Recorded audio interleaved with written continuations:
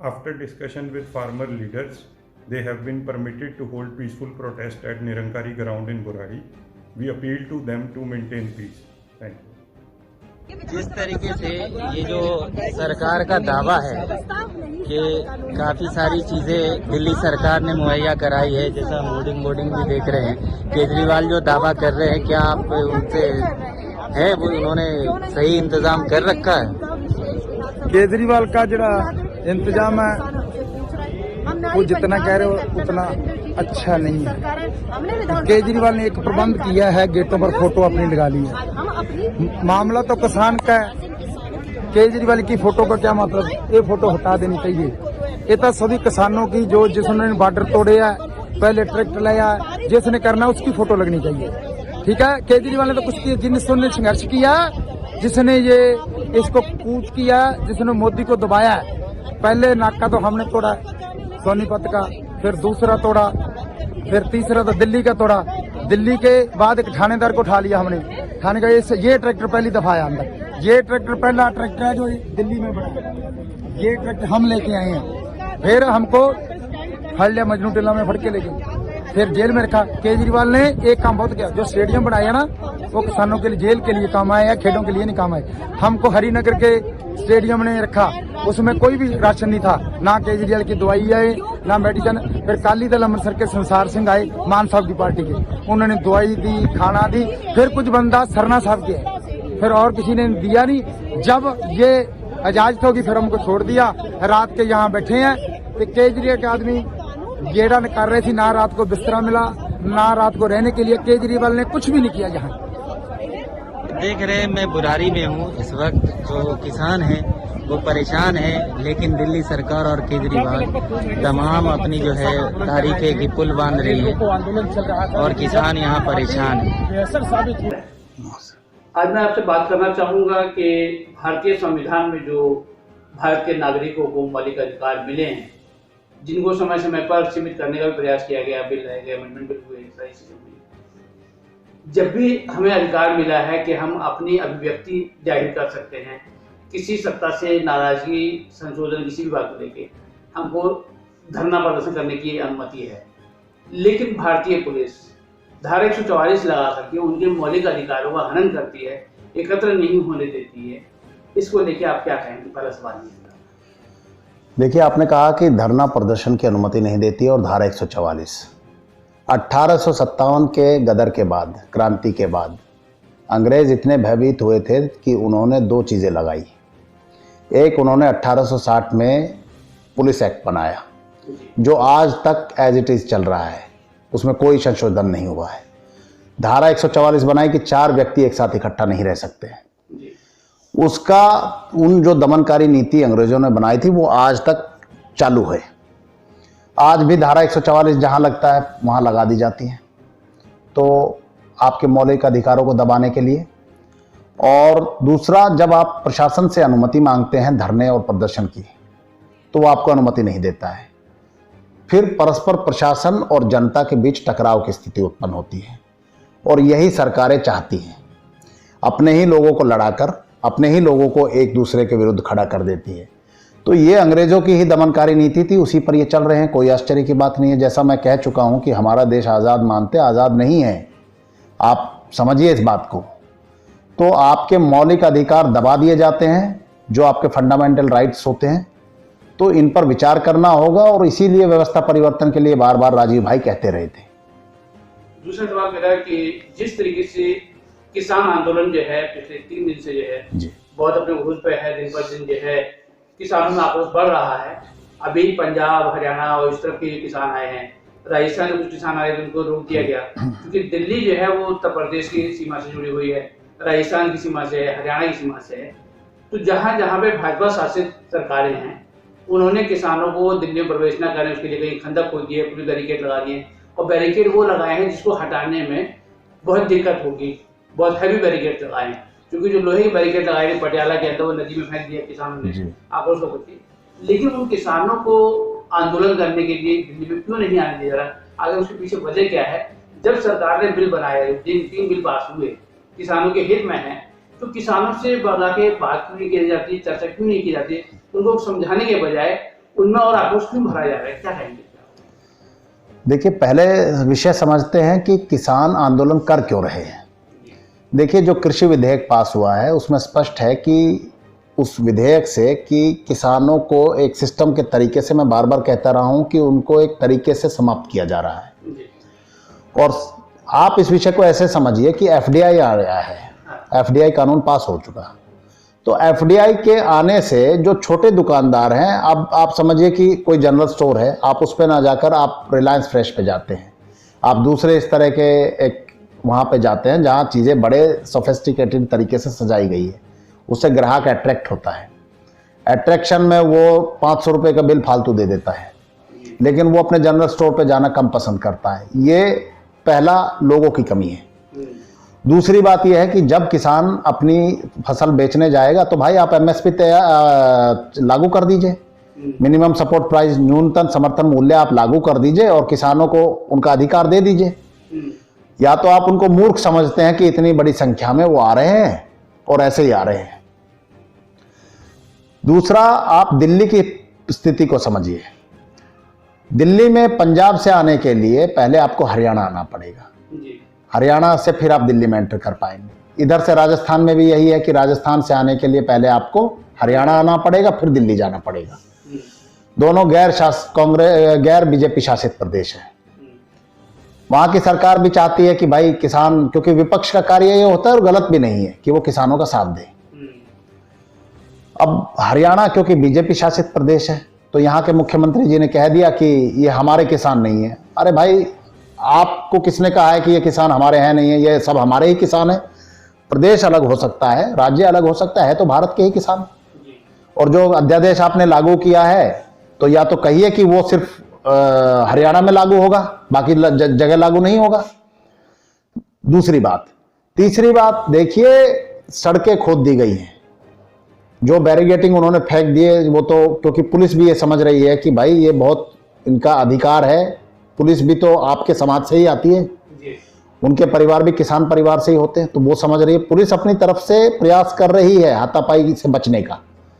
लेकिन जैसा कि आपने कहा था कि ये सत्ता के लठैत हैं, इनको अगर ऑर्डर मिलेगा तो ये उसका पालन करना इनकी मजबूरी हो जाती है।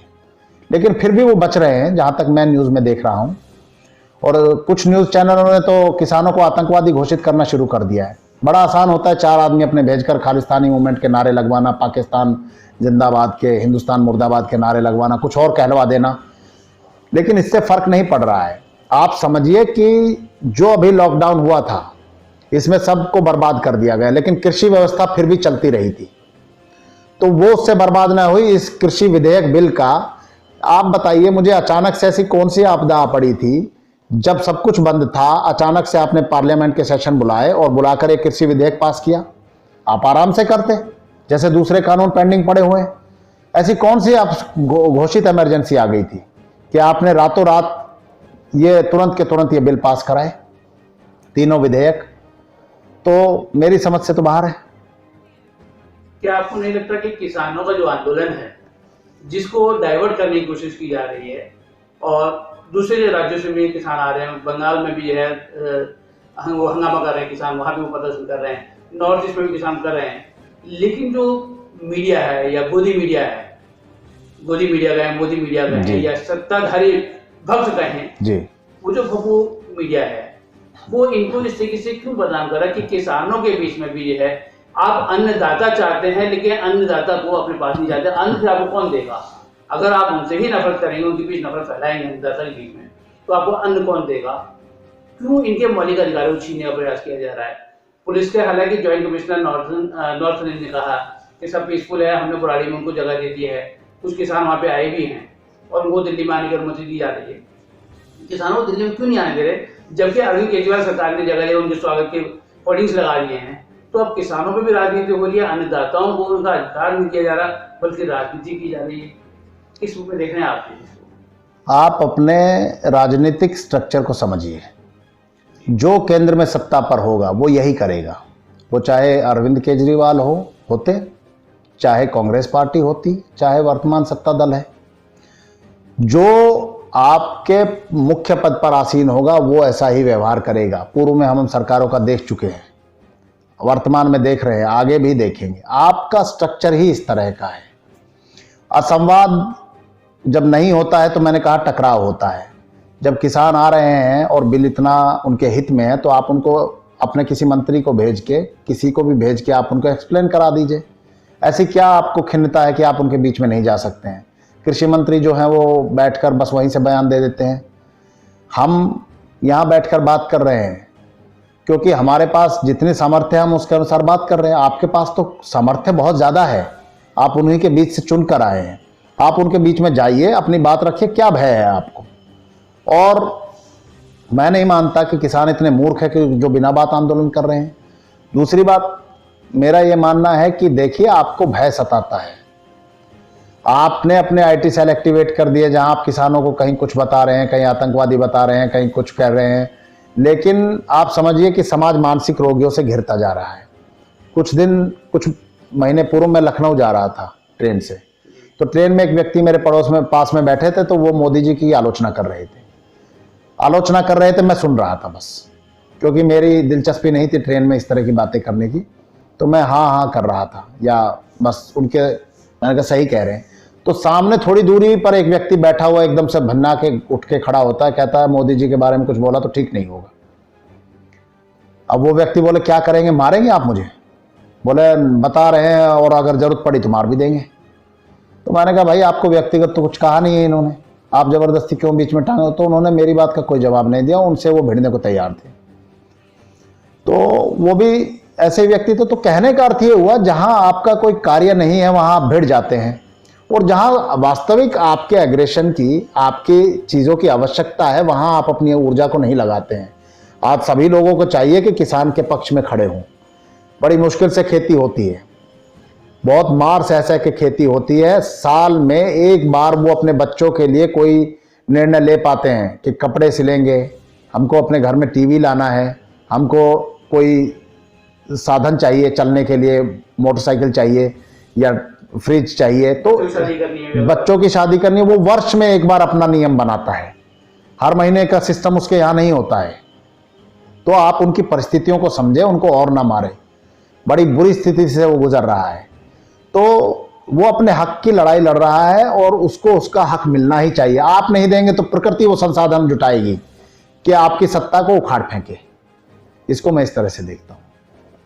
बलजीत जी, आपको नहीं लगता कि सरकार को किसानों के बीच एक संवाद करना चाहिए और उनको बात समझाए? अगर उनके बिल वाकई में किसान हितैषी हैं तो उस बात को किसानों तक पहुंचा क्यों नहीं रहे? किसानों से बच क्यों रहे हैं? किसान से संवाद क्यों नहीं कर रहे हैं? आईटी सेल क्यों किया? इसलिए बच रहे हैं कि वो किसान हितैषी बिल है ही नहीं। आप पूरे बिल का ड्राफ्ट पढ़ लीजिए, उसमें किसान हितैषी कुछ भी नहीं है। और भविष्य में किसानों को समाप्त करने की पूरी योजना का बिल है, यानी सब कुछ कॉर्पोरेट्स के अंडर चला जाएगा। जैसे आज आपने कहा था, एक समय बाद आपने कहा था कि रेलवे का निजीकरण नहीं होगा, निजीकरण हो गया। बैंकों का निजीकरण नहीं होगा, हो गया। अब आप कह रहे हैं कि एक किसान का हितैषी बिल है। आपने इतने जुमले छोड़े, आपकी बात पे भरोसा कौन करेगा? दूसरी आपने बात की संवाद की। देखिए, जब भी संवाद नहीं होता है, चाहे वो घर हो, आप अपने घर से लगा लीजिए, अगर संवाद नहीं होगा तो बात बढ़ते बढ़ते बिगड़ते बिगड़ते इतनी बिगड़ जाएगी कि वो कोई बड़ा रूप धारण कर लेती है। इसलिए जहां बात बिगड़े वहां संवाद शुरू करना चाहिए, बातचीत शुरू करनी चाहिए। मैं छोटा सा उदाहरण घर से दे रहा हूं, ये तो व्यापक राष्ट्रीय आंदोलन है, तो किसानों से बात करनी चाहिए और बातचीत से ही समझौते होते हैं, बातचीत से ही रास्ता निकलता है। हर बात टेबल पर जाकर ही सुलझती है। प्रधानमंत्री जी ने कहा था कि मैं सौगंध इस मिट्टी की मुझे, मैं देश नहीं बिकने दूंगा, देश नहीं झुकने दूंगा। लेकिन उसके बाद एक एक करके जो सार्वजनिक उपक्रम है उनका निजीकरण हो गया, उनको बेच डाला गया, रेलवे को बेच दिया और दूसरी चीजें बेच दी जा रही। तो अगर बेचने का इतना ही जो है जज्बा है, जल्दबाजी है और सौगंध भी खा रहे हैं, तो पार्लियामेंट का निजीकरण क्यों नहीं कर रहे? आप बजाय जो है जनता के पैसे को दोहन करने के, उसको भी ठेका दे दीजिए किसी एजेंसी को कि भाई आप जो है सरकार चलाइए और हमको जो चुन के आए उनको पैसा दे दीजिए। इसको किस संबंधी? देखिए, वो तो ठेके पे सब कुछ दे ही चुके हैं, बेका सब कुछ जा चुका है। और रही आपने पार्लियामेंट की बात की, आपको पता होगा कि नई पार्लियामेंट बन रही है और पार्लियामेंट ये भी बेच दी जाएगी। नई पार्लियामेंट बन रही है त्रिभुज के आकार में। ये त्रिभुज किसका आकार है आप शोध करिए। ये त्रिभुज है विश्व सत्ता का। और आपने लोगों को भ्रमित करने के लिए कह दिया गया कि ब्रह्मा विष्णु महेश। झूठ की भी तो कोई पराकाष्ठा होती है, झूठ की कोई तो अंत होता होगा। आप इतना झूठ बोलते हैं। व्हाइट हाउस ने कहा था कि 20,000 झूठ बोले कितने दिनों में, पता नहीं, मैं उसका सही से आंकड़ा नहीं जानता हूं, ट्रंप ने। लेकिन हमारे तो उससे भी ऊपर सेंचुरी मार चुके हैं। आप रोज एक नया झूठ बोलते हैं। आपकी बात का कोई भरोसा करे तो क्यों करे, बताइए। तो पार्लियामेंट की आपने कही, पार्लियामेंट भी बिक चुकी है, सब बिक चुके हैं। इस देश में कुछ बचा नहीं है, सबका निजीकरण हो रहा है। और कोई व्यक्ति अगर ये सोचता है कि आपकी सरकारें आपके लिए चल रही हैं, तो फिर बताइए कि रोज आंदोलन, रोज महंगाई, रोज बेरोजगारी क्यों होते हैं।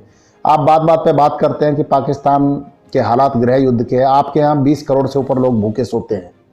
आपके यहाँ हालात क्या हो रखे हैं, आप अपने हालातों पर विचार करें, उसको उसके हालात पर छोड़ दें। आपको चुना है हमने अपने लिए, अपने देश के लिए। उनकी जनता ने चुना है उनको उनके देश के लिए। वो अपना देखेंगे, हम अपना देखें। तो आप जब दूसरे की टांग जाकर फंसाएंगे और फिर कंपैरिजन करना है, तो जैसा मैंने आपसे कहा था, तो आप अमेरिका से करिए, इजराइल से करिए, फ्रांस से करिए, जर्मनी से करिए। आप पाकिस्तान से अपनी तुलना ही क्यों करते हैं? अब जाकर आप नीचे खुद ही गिरना चाहते हैं तो कोई क्या कर सकता है।